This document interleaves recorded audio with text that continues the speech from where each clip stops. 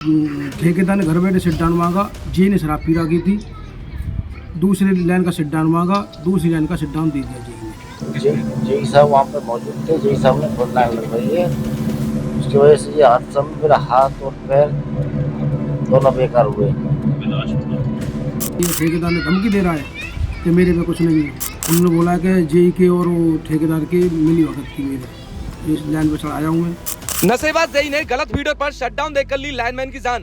पीड़ित परिवार का आरोप, गोंडा बिजली विभाग की लापरवाही से हुई प्राइवेट लाइनमैन नीतू की दर्दनाक मौत को कई दिन बीत चुके हैं, लेकिन आज भी उसका परिवार न्याय के लिए इंतजार में दर दर भटक रहा है।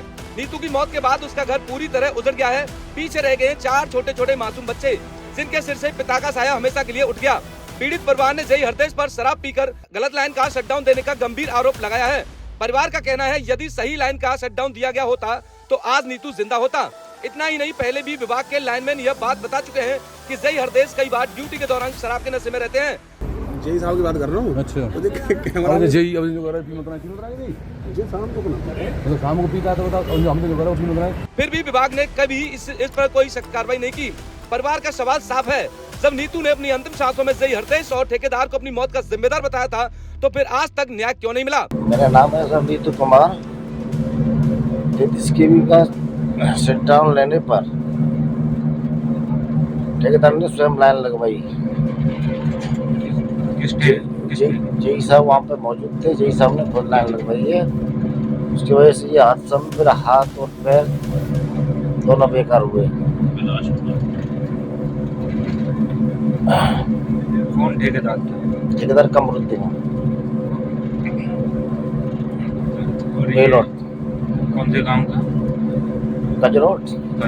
हाँ, 4 मासूम बच्चे जो हर दिन अपने पिता को याद कर रोते रहते हैं, आज सिस्टम से सिर्फ एक सवाल पूछ रहे हैं, क्या गरीब की जान की कोई कीमत नहीं? अब सबसे बड़े सवाल बिजली विभाग पर। आखिर बिजली विभाग के एक्सीएन और एसडीओ ने क्यों साधी है चुप्पी? क्यों विभाग नशेबाज जेई को बचाने में लगा है? क्या किसी की जान जाने के बाद भी कार्रवाई जरूरी नहीं रह गई? यह कोई साधारण हादसा नहीं, बल्कि खुली लापरवाही और गैर जिम्मेदाराना रवैये का नतीजा। फिर भी न जेई का निलंबन हुआ, न एफआईआर दर्ज हुई, न किसी ने जिम्मेदारी ली। तो आखिर कब तक गरीब परिवार न्याय के लिए भटकता रहेगा और कब तक जिम्मेदार अफसर कुर्सी पर सुरक्षित बैठे रहेंगे? सबसे अहम सवाल, क्या बिजली विभाग किसी और की जान जाने का इंतजार कर रहा है, या फिर अब भी ऐसे ही शराबी और लापरवाह अधिकारियों को बचाया जाता रहेगा? क्या मामला पूरा? ये मेरे साड़ू थे नीतू कुमार जो खत्म हुए, एक कांके के रहने वाले थे। गोड़ा इसका वो बिजली घर है और कोढ़ा में काम चल रहा था बिजली लाइन पे। 2 लाइन थी वहाँ पे, एक लाइन ऊपर थी, एक नीचे थी। तो कितने हजार की लाइन थी वो? 33,000 की लाइन थी वो। अच्छा, और ठेकेदार ने घर बैठे सिट डाउन मांगा, जी ने शराब पी रखी थी, दूसरी लाइन का सिट डाउन मांगा, दूसरी लाइन का सिट डाउन दे दिया जी ने। ये मेरे साड़ू थे, इनका 9 दिन तक वो इलाज कराया हमने हॉस्पिटल में, 10वें दिन ये खत्म हो गए। इनके बच्चे छोटे, कोई कार्रवाई नहीं हो रही है, कोई देखभाल नहीं चल रही है। तो आप कैसे कह सकते कि जेई ने शराब पी रखी थी? जेई का रोज का काम था वो, जो हमारे ये काम पे रहते थे वही बता रहे थे। उनकी वीडियो भी है, जो मेरे हैं उनके भी बयान है हमारे पास। तो जो नीतू खत्म हुए उन्होंने बयान भी दिए? बयान भी हैं। क्या बयान में क्या बोला उन्होंने?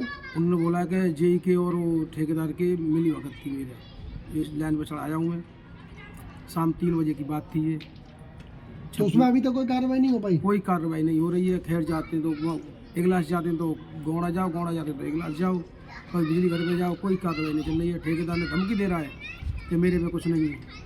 ठेकेदार ने पहले तो बोल दी थी कि मैं पूरा इलाज कराऊंगा, जब ख़त्म होने के बाद ठेकेदार भी धमकी दे रहा है कि मेरे पे कुछ नहीं है।